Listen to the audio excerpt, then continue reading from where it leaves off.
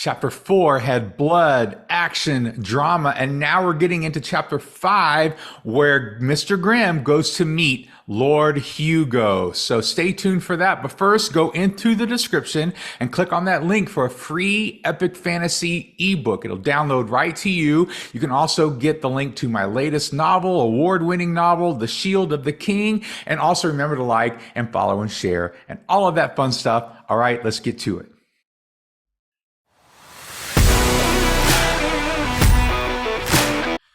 Welcome back to Great Stories Change the World. This is the YouTube channel where a fantasy science fiction author, that's me, goes over different ways to tell great stories. Why? Because I believe great stories change the world. I believe great stories have impact. They teach us about life. They teach us about ways we need to change or ways we can learn about other people. And so that's what I do on here. I review movies and books and TV shows, and then I also give you some original stories. And we're going to get to chapter 5 real soon. But first, we're going to talk a little bit about some stuff that I've been watching and checking out and looking ahead to, sort of thing. So first, we're going to talk about Damsel. Now, this is a movie with Millie Brown. She's from Stranger Things, and it's on Netflix, so it just came out within the last couple of weeks, and I waited to watch it with my daughter and my wife because I kind of wanted to wait for that. I didn't want to jump ahead and watch it without them. And so we watched it over the weekend, and we really enjoyed it. We loved this movie. The ending was a little cheesy, but I really love the theme of the movie. I loved her character. I loved the setup. I just really liked this movie all in all. The graphics were a little kind of cheesy here and there, and it was violent. It was definitely violent. I know it's technically PG-13, but it definitely got kind of violent at times. But overall, I really thought this was a solid fantasy movie. It kind of took the whole damsel in distress thing, put it on its ear, and I really enjoyed that. And so I would definitely recommend checking it out. I also liked about the movie that they didn't try to put the fantasy romance thing in there. Like, if you don't know, romantic fantasy, romance fantasy, whatever you want to call it, is huge right now with the Fourth Wing and a lot of just new, it's kind of the trend in publishing. And so I just kind of appreciated that this didn't have that, although this was probably written and all the stuff was signed on for Netflix before the trend.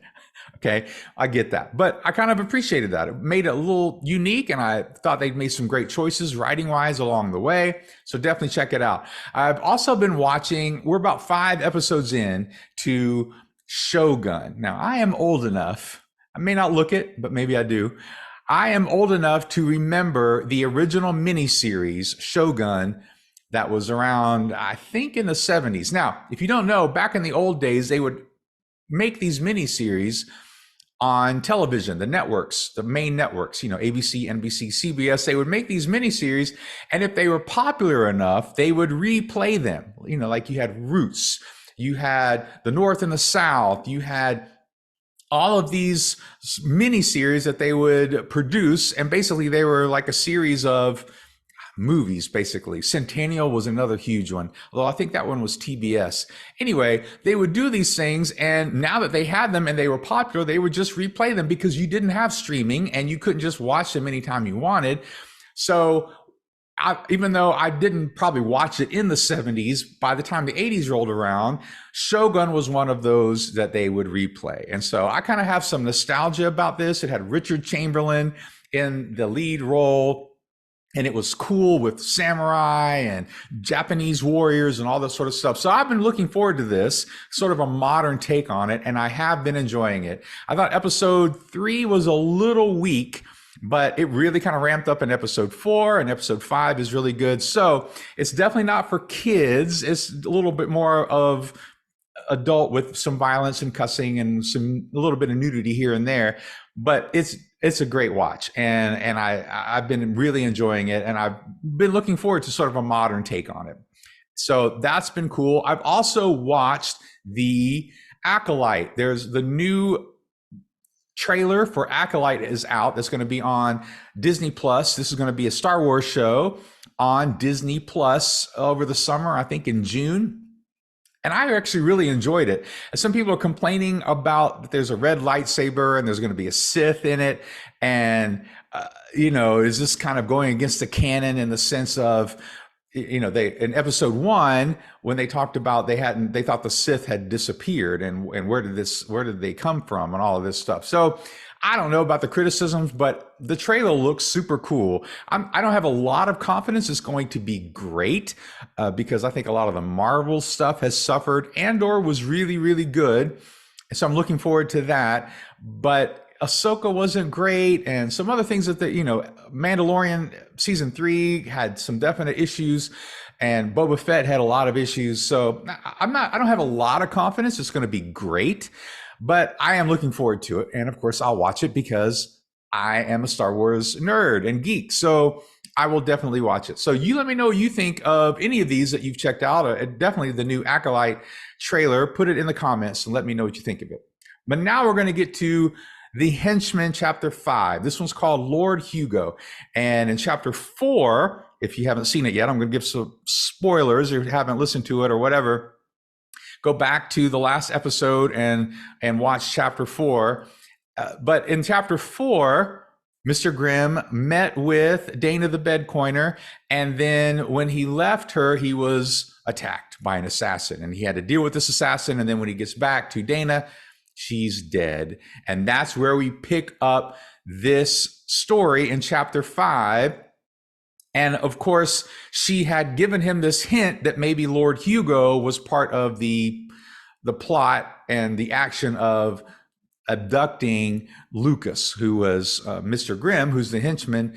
It's his boss, basically, his mafia boss here in this town of Landon. So without further ado, let's get to the story. Chapter 5, Lord Hugo. Standing over Dana, I took a deep, heaving sigh. She was a good woman, a bed coiner and an addict, but we all did things to survive, things we might not be proud of. Dignity went into the ocean when trying to stay alive. I bent over and kissed her on the forehead. With my hand, I reached out and closed her eyes. Glancing around the room, I scanned for any evidence. The Dark Slayer wouldn't have left any, but it was right to scan anyway. Nothing. I stood in her room for another few minutes. I wanted to take her body somewhere, get someone to do the right thing and put her in the ocean, to rest in the deep. Perhaps she'd be at peace then, a peace she'd never known in this life. But there were important stakes here. Did anyone else know Dana was my informant? Likely, the Dark Slayer followed me, discovered the bed coiner, killed her, and then came for me. In that case, no one else knew. If I paid a mortician to dispose of her with respect, someone would surely discover the connection, or at least investigate. Would she find any rest anyway? I had never seen anything to believe life existed beyond the violent end we all faced. Every person meets an end with pain and desperation, a whimper or scream to say goodbye to the hardship of this world. Fitting. No, nothing waited the dead. Nothing good, at least. Of course, there was that annoying whisper in the back of my mind. Shouldn't there be? I shook my head to clear it of such stupidity. Turning to her small wash basin in the corner, I used the rag to wash my face and hands from the blood, as much as I could. As usual, I left the blood on the hammer. With one last look at Dana, I left her apartment. The alley was clear, and I made my way back to the northern part of the city to talk to Lord Hugo. By design, Lord Hugo's palace was smaller than Tomas's. The shape was similar, a stone building with several floors and a gathering room at the entrance. The thugs at the doors scowled when I approached, but made way for me to enter. Bone Wrecker hung at my belt. The gathering room inside was open, a couple levels tall with lamps along the side. The front windows allowed beams of light from the afternoon sun. The thugs at the door entered and closed the door behind them with a thunk. Lord Hugo sat at a table in the far corner of the room, his second Isha standing at his side, like they were waiting for me. Maybe they were. The other henchmen in the room perked up when I walked forward, a few doing a half turn toward me, hands on their clubs or short swords, silent threats. I counted 9 others. Adjusting the hat on my head, I walked up to Lord Hugo. Hugo was 20 years older than Tomas, but in much better shape. He was a bit taller than me, muscular in his thin shirt and leather jacket with a hide collar. Hugo's long gray hair fell across his shoulders in waves. He raised a brow when I approached, a slight smirk on his face. "Mr. Grym, to what do I owe this pleasure?" Next to him, Isha shifted her weight from one booted foot to the other. She had dark Leorian skin and wore a long leather coat over her white shirt and breeches. Her hands were wrapped in cloth, just her fingers free to grasp the long, curved daggers at her belt. Her hair hung in braids. I gave her a nod. She returned it. Isha had escaped from slavery in the Leorian mines, killed more than a few elves as the story went. She'd been paid to do more to humans in Landon. I sniffed. We need to talk. I strode to the table, unhooked the hammer from my belt, and set it stone down on the table. Hugo noted the fresh blood. "Looks like you've been busy already." "Had a crit day so far," I said, and sat across from him. "I can see." The Lord waved a hand over my shirt, which still had blood on it too. He leaned back. "So what can I do for my cousin?" By cousin, he meant Tomas, which was a stretch relationally, but Hugo had established himself enough to be respected in the city, and feared. Fear and respect were close cousins in Landon, like brothers. I raised my head enough to meet his eyes. "I'm here for the boy." First, the smirk disappeared from his face. Then he frowned. "Boy? Which one?" "Tomas's boy," I said. Hugo risked a glance at Isha, who raised a brow at him. "Lucas?" Hugo asked, regarding me again. "Why would I have the boy?" "If you give him to me," I said, "and he's unhurt, I'll take him and let you live." Hugo's frown became a scowl. "I don't know what you're talking about." I sat back and crossed my arms. "I'm here because I think you do. Hand him over and hope he don't have a scratch." Hugo paused. "I don't have the boy. Why would I?" Hugo shook his head and gazed around the room. "And even if I did, what are you going to do?" "I'm going to kill you." Hugo's face went blank. The room got quiet. Isha put her hands on her daggers. Her expression didn't change. Then the Lord chuckled. "You're kidding, right? You know who I am? I killed more than a few men who thought they were tough, and you're outnumbered 10-1. Even you're not that good." I stared at the bloody hammer between us. "The Dark Slayer you hired? He found out how good I am. Either way, you have till the count of 5 to bring him to me." Hugo hesitated again at the mention of a Dark Slayer, a hint of fear in his eyes, as there should be. Few mentioned them easily. Hugo scoffed and looked from Isha to the thugs behind me. "You've gone matty, Grym. I never hired—" "One." My voice was low and soft, almost a whisper. The Lord's jaw clenched, not used to being interrupted in his own palace. "Look, I don't have Lucas," Hugo said. "You know, I killed the Blue Scorpion, and the Doom Bringer before that. Don't do something you'll regret." Dana had mentioned one of his henchmen, Let It Leak, how Hugo had been upset. Tomas got the High Lord of the Northern City. When I blinked, I could easily imagine her blood, her open, dead eyes. "2," I said. Hugo sat forward now. "You got connections to this boy. You're letting your emotions get the better of you." "3," I said. "Everyone knows," Hugo said. "You and Zoe are close.